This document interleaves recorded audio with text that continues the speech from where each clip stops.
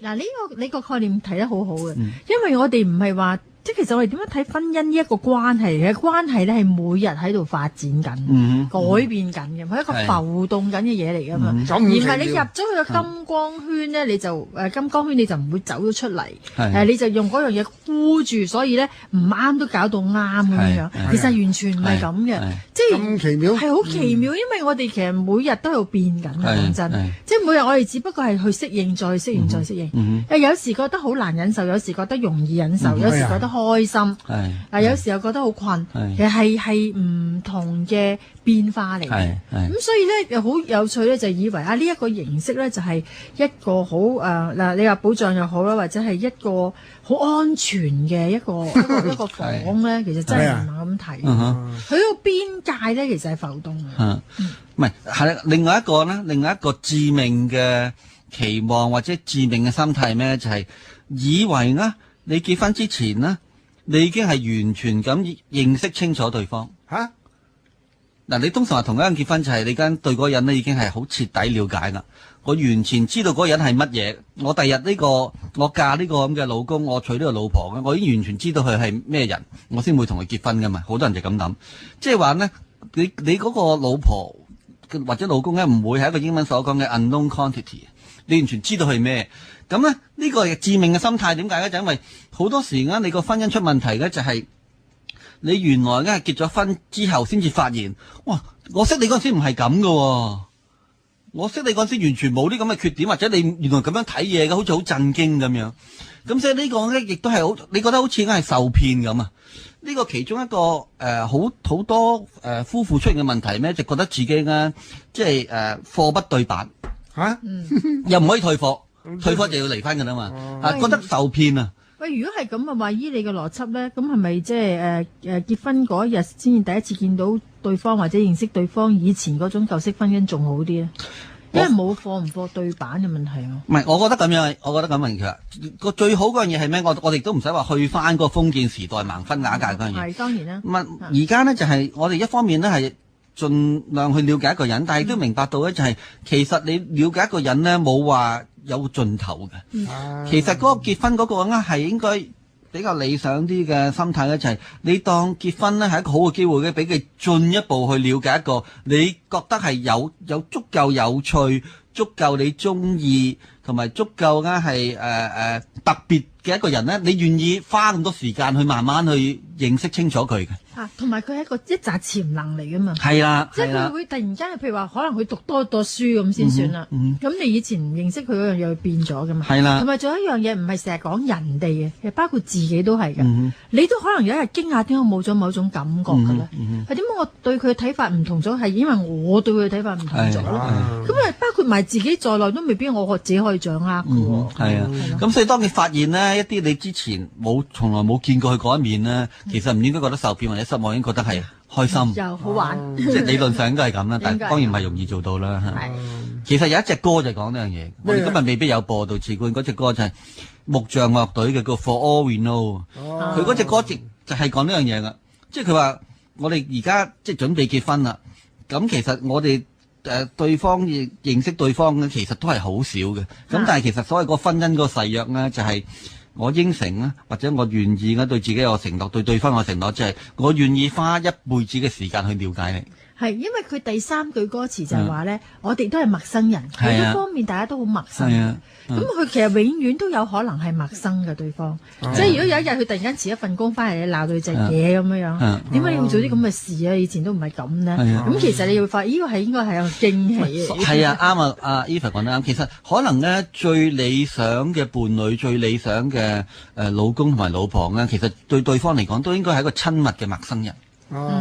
既親密而又陌生，有嗰種咁嘅你諗下，其實呢個咧，你當自己個老婆或者老公係一個陌生人咧，其實你諗下一個幾浪漫嘅感覺。嗱，所以我哋節目開始嘅時候咧，原來我哋三個都不約而同又話最好嘅相處之道就係少相處咧。講起上嚟好似好奇怪咧，其實我哋係有個前設嘅，就係我哋曾經好親密嘅，我哋我哋相處得好好。咁但係咧喺婚姻呢一個關係裏邊咧，我哋要保持有一個距離嘅。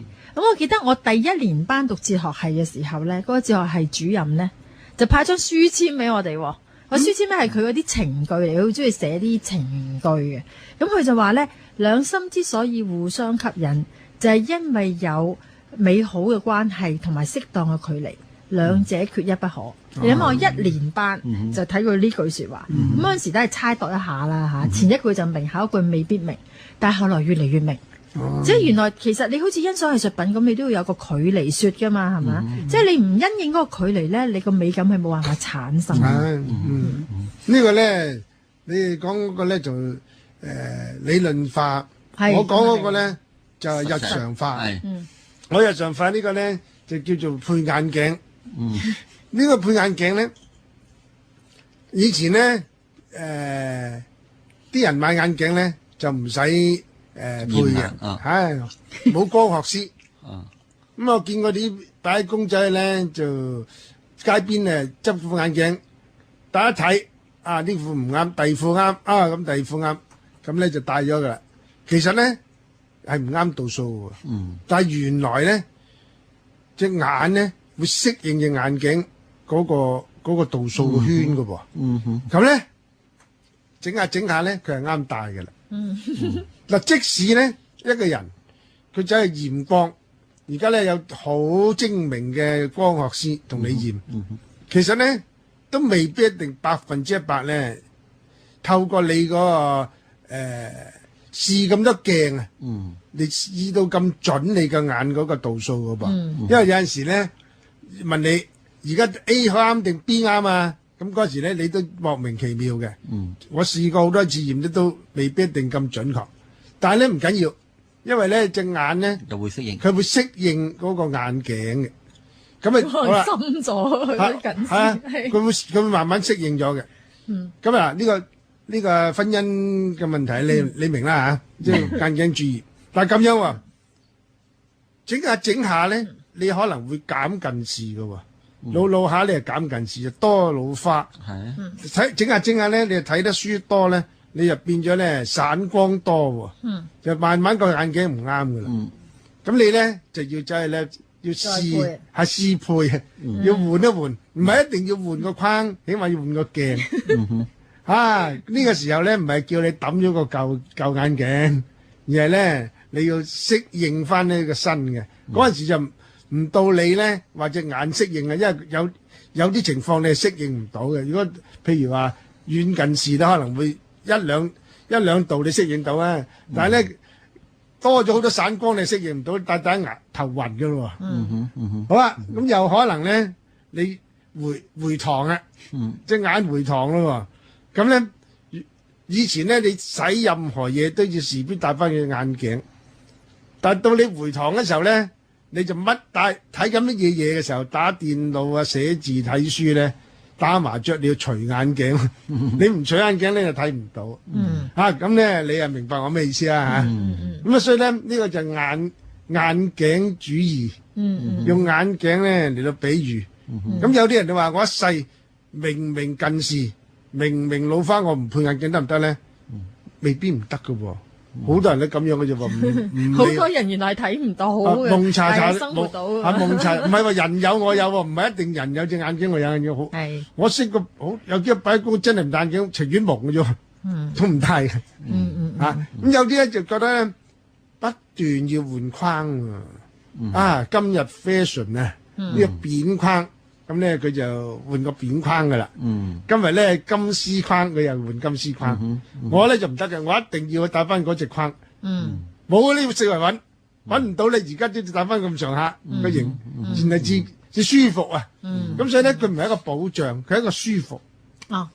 佢係一個你覺得咁樣舒服咧，咁樣係照鏡嗰時覺得係似翻自己咧，咁咪最緊要。咁啊實用係緊要啦，因為你冇咗佢有啲唔方便啊嘛，所以個實用性，佢有個咧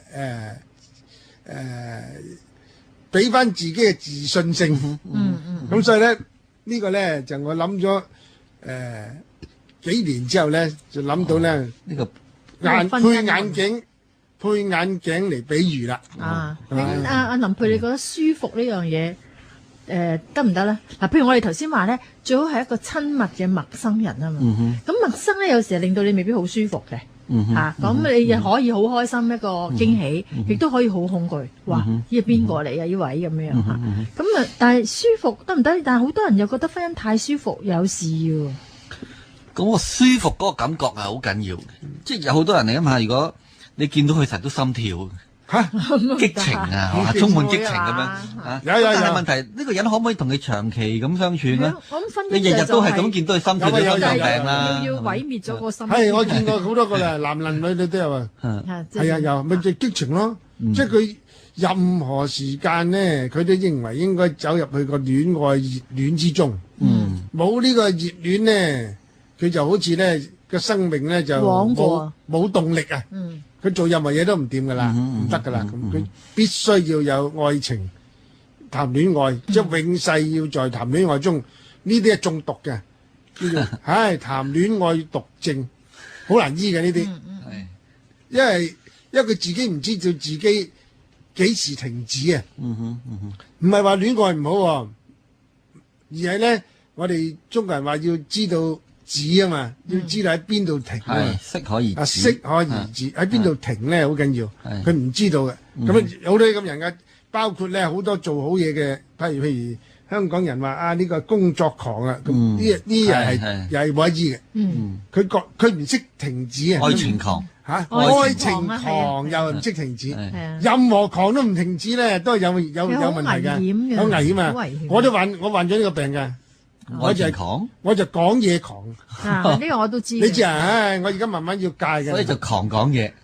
所以就狂講嘢。係啊，冇嗰日唔俾你上個廣東廣西講咧，就嗰日就冇話接瞓得着啦。你都係啊？我唔係喎，我絕對唔係。你係第二樣狂，我睇到你㗎啦。我唔知咩狂。我唔講你聽。但係我就見過呢啲愛情狂咧，點解我會話危險咧？我認識有個女朋友啊。咁咧佢咧就30幾歲咧就俾人哋介紹咗咧，就識一個華僑。咁佢本來諗住自己都嫁唔到啊。咁啊同呢個華僑見咗面好開心，大家好中意。咁於是個華僑就翻去咧，就準備喺三藩市就同佢搞婚禮咯。咁佢咪喺度籌備緊婚禮咯。咁你諗下，啱啱識咗1個月咁啊結婚啦！哇，嗰種感覺真係好激啦！邊個？即係個女仔。我個女朋友好激，但係激到咧，我發覺我好驚啊！因為點解咧？佢成日諗住個新郎哥，佢就即刻已經執嘢啦。咁佢都要告別屋企人啦。佢完全冇其他，佢就係諗快啲過去結婚。咁結果咧，佢成日都心不在焉。有一日咧，又幾乎俾車到，第二日咧就變到佢腫咗成對眼，成一半面腫晒。我咩事啊？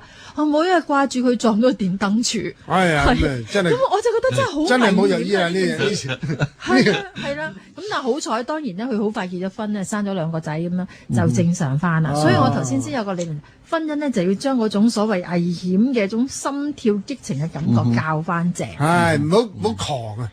一狂咧就黐咧就死噶啦，樣樣黐都死，唔係淨係嗱。而家好似我咁啱啦，咁上下咧就要除眼鏡睇，咪睇唔到啊。所以咧親密嘅距離就咁樣，啲單鏡好親密啊嘛，但係睇嗰時就要有距離喎。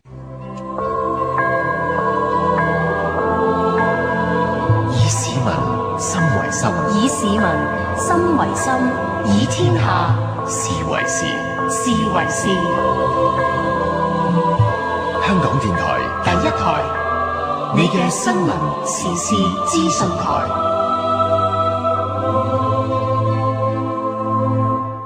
咁啊，今日咧有阿林佩理、文潔華同小弟劉天賜就講到呢個咧婚姻保持術。點解要叫術咧？咁因為咧係一個 technique 嚟嘅，一個技術嚟嘅，唔係事必就能夠保存到嘅噃。冇話保